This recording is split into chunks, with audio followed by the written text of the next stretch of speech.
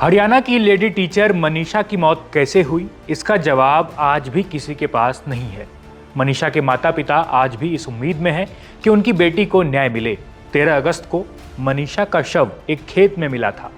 यहाँ पुलिस की लापरवाही भी सामने आई, क्योंकि जहाँ मनीषा का शव मिला था उस स्पॉट पर बरसात का पानी भर चुका है। हरियाणा की लेडी टीचर मनीषा की मौत कैसे हुई, इसका जवाब आज भी किसी के पास नहीं है। मनीषा के माता पिता आज भी इस उम्मीद में हैं कि उनकी बेटी को न्याय मिले। 13 अगस्त को मनीषा का शव एक खेत में मिला था। यहाँ पुलिस की लापरवाही भी सामने आई, क्योंकि जहाँ मनीषा का शव मिला उस स्पॉट पर बरसात का पानी भर चुका है। अब सवाल ये है कि सीबीआई इस केस की जांच करने जा रही है, तो क्या पुलिस क्राइम सीन के नाम पर सीबीआई को ये सौंपेगी? क्या यह केस इतना संवेदनशील नहीं है कि पुलिस इस पर खास निगरानी रखे? ये कुछ सवाल हैं जो पुलिस से पूछना लाजमी है। इसी बीच सीबीआई ने मनीषा के पिता को फोन भी किया। मनीषा के पिता और सीबीआई अधिकारी के बीच क्या बातचीत हुई है, आज वो भी आपको बताएंगे। नमस्कार, मैं हूं जयदीप और आप देख रहे हैं India.com।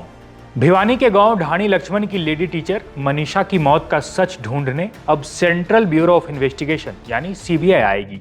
लेकिन सीबीआई जिस केस और केस से जुड़े क्राइम सीन की पड़ताल करेगी, वहां अब पानी फिर चुका है। बरसात का मौसम है और इस क्राइम सीन पर बिल्कुल पानी भर चुका है। आगे बढ़ें उससे पहले आपको मनीषा के मौत की पूरी टाइमलाइन बता देता हूँ। 11 अगस्त 2025 मनीषा नर्सिंग कॉलेज में एडमिशन के लिए घर से निकली।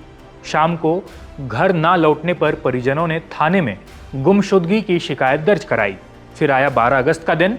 मनीषा का कोई सुराग नहीं मिला। परिवार ढूंढता रहा और पुलिस पर मामले को गंभीरता से ना लेने का आरोप भी लगा।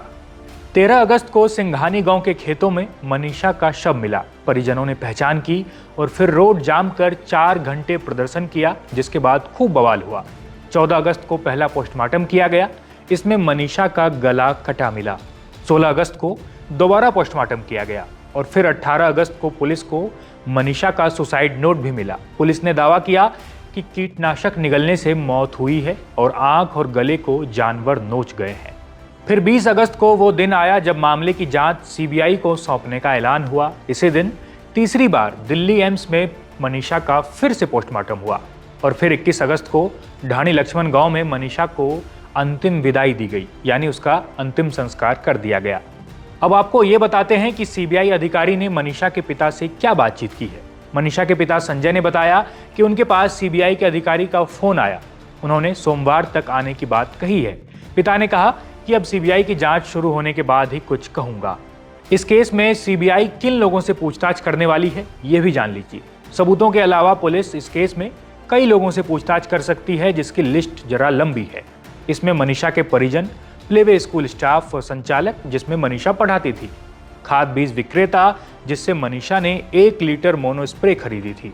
इसके अलावा नर्सिंग कॉलेज स्टाफ और संचालक जहां मनीषा एडमिशन लेना चाहती थी, साथ ही वो 2 लोग जिन्होंने सबसे पहले मनीषा का शव देखा था।